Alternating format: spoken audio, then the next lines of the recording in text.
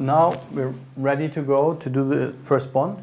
So what we're going to do here is to turn on the machine. Button is on the back side, left back side of the system.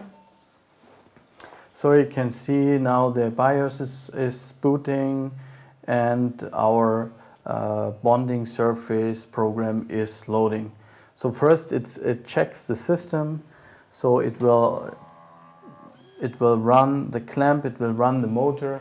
So if everything is all right, it will continue, and then the system is on. Just one comment on the system: you always, at any time, you can turn off the system and it will not harm the system. So you don't have to officially log out or anything, but you just in the end turn off the system. So that means any change you will effect, you don't have to save it, it's automatically saved.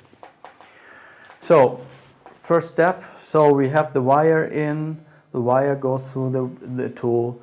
But now we have a little part. Let's see if we can see it. You can see this is the tool tip, so we have a long part of wire sticking out and we don't have the first ball. So what are we going to do now? The first thing is we're gonna bond off this first wire. So I'm gonna place my left hand on the hook and I'm gonna press the front button, and you see that the tool is moving down to surge height. So this is surge height, and we have a long wire sticking out. So now we're going to do a first wedge bond.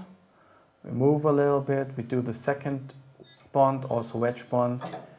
And now what you heard and what you've seen, the EFO, the electronic flame off, moved over to the left side and has created the first ball. So now the tool is ready and we can do the first ball bond. Targeting, you can see we're surge height, and in the shadow we can see that here is a small ball sticking out. Move down, movement, and that's it. Second, again, targeting, moving, down, bonding, and that's it. So you're gonna see how easy it is to do your first ball bond. Next step I'm gonna show you is bump bonding. So there's two ways to perform bump bonding right now. So we could either use the existing ball bonding program and change to ball bump mode. So we see that then the program only uses the second parameter set and erases more or less the first parameter set.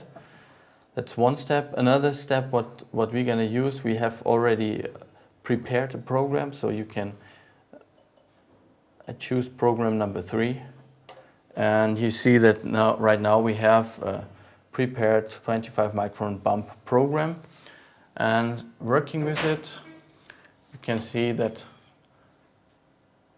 it's just like ball bonding, but it only performs a bump, tears off the wire, and that's it. So targeting, keeping the bond button pressed, releasing the bond buttons, and then you have the bump.